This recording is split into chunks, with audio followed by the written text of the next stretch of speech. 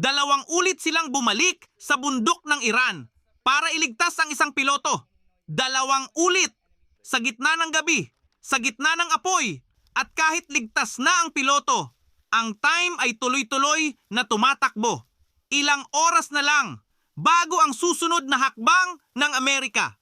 At ang susunod na hakbang ay hindi na basta airstrikes. Itong kwentong ito ay nagsimula nang ma-shoot down ang isang F-15E sa kabundukan ng Iran. Isang piloto at isang Weapon System Officer o WSO ang nag-eject. Ang piloto ay nailigtas noong Friday. Pero ang WSO, isang mataas na rangong colonel, ay naiwang nag-iisa sa bundok na 7,000 talampakan ng taas sa loob ng 48 hours. Nagtatago, tumatakbo, naghihintay. Sa loob ng 48 hours na iyon, ang mga unit ng IRGC ay naghanap sa buong bundok. May malaking bounty ang estado ng Iran para sa sino mang makakuha sa kanya. Mahirap isipin, isang colonel ng America Air Force na nagtatago sa mataas na bundok ng Kohgiluye and Boyer Ahmad habang libu-libong sundalo ang naghahanap sa kanya. Ito ang uri ng sitwasyon na karaniwang nakikita sa pelikula. Pero totoo ito at nangyari ito nang dumating ang rescue force. Hindi ito basta maliit na team, around 200 special operations personnel ang na-deploy sa operasyon sa Himpapawid. Nag-operate ang mga AC-130 gunship at Reaper drones na nagbibigay ng heavy fire cover sa buong extraction zone. Gabi, bundok, libo-libong puwersang Iranian sa paligid at ang tanging layunin ay ilabas ang colonel ng buhay. Naligtas ang colonel pero hindi libre ang operasyon. Sa proseso ng extraction, 2 MC-130J transport aircraft ang kinailangang iwan sa lupa dahil sa technical malfunction na posibleng resulta ng ground fire. At ang 2 HH-60 Whiskey Jolly Green 2 helicopter, ang parehong uri ng helicopter na ginamit sa rescue ng piloto noong Friday, ay severely damaged ng Iranian small arms fire. At ito ang mahalaga. Ang rescue ay nagpatunay ng isang bagay na ayaw aminin ng Pentagon. Kahit na nagsagawa na ang US ng mahigit 13,000 sorties sa Iran, ang Iranian air defenses sa kabundukan ay buhay pa rin. Hindi ito surgical, hindi ito clean. Ito ay isang madugo, maingay na sagupaan.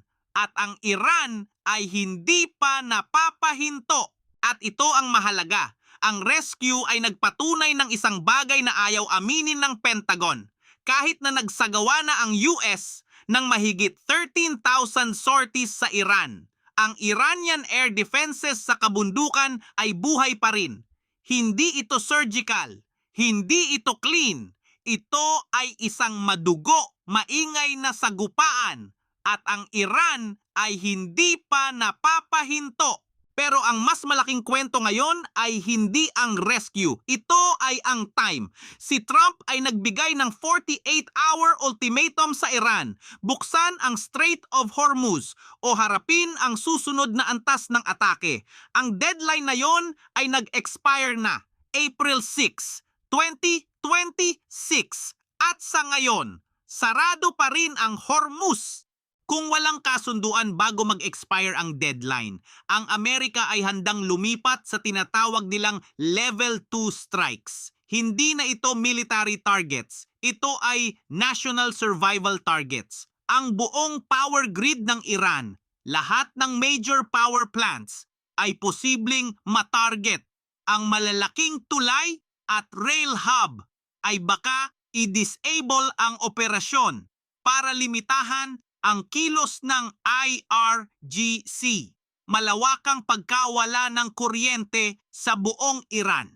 Ito ang banta at ang pinakamalaking tanong, ang nuclear angle.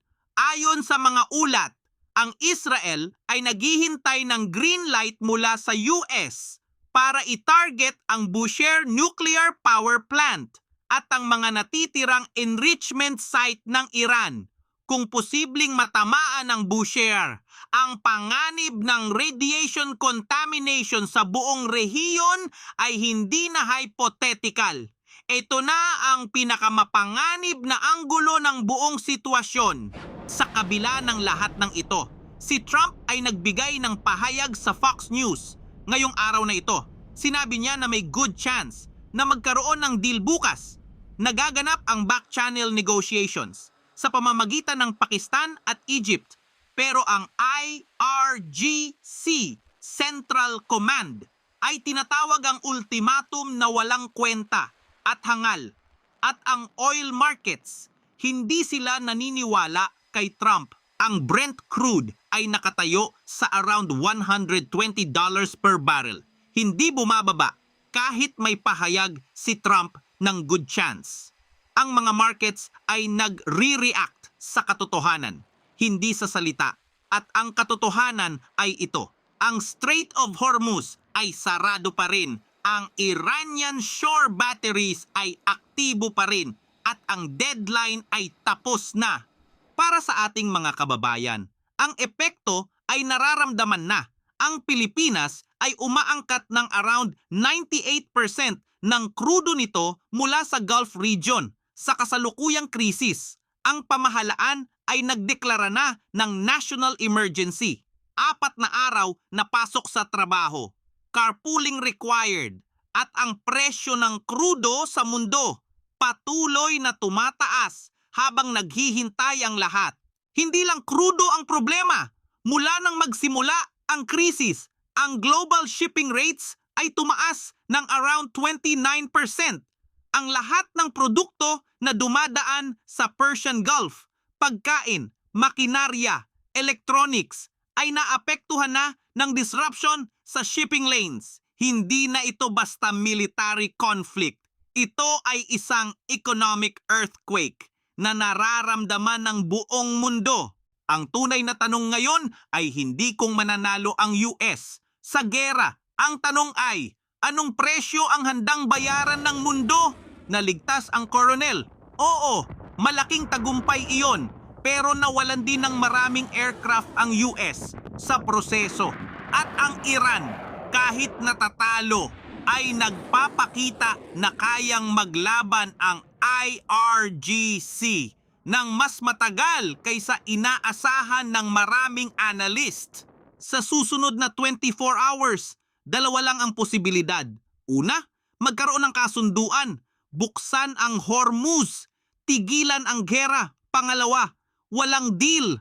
At ang US ay magsisimula ng Phase 2, infrastructure targeting, malawakang pagkawala ng kuryente sa Iran, at posibleng nuclear facility strikes ng Israel.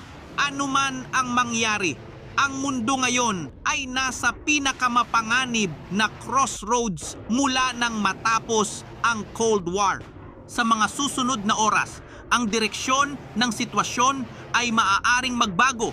Ang mga desisyon na gagawin ngayon ay may kakayahang magtakda ng takbo ng buong rehiyon sa mga darating na taon. Ang gera ay hindi pa tapos at ang epekto nito ay maaaring umabot sa bawat bansa na konektado sa enerhiya at kalakalan.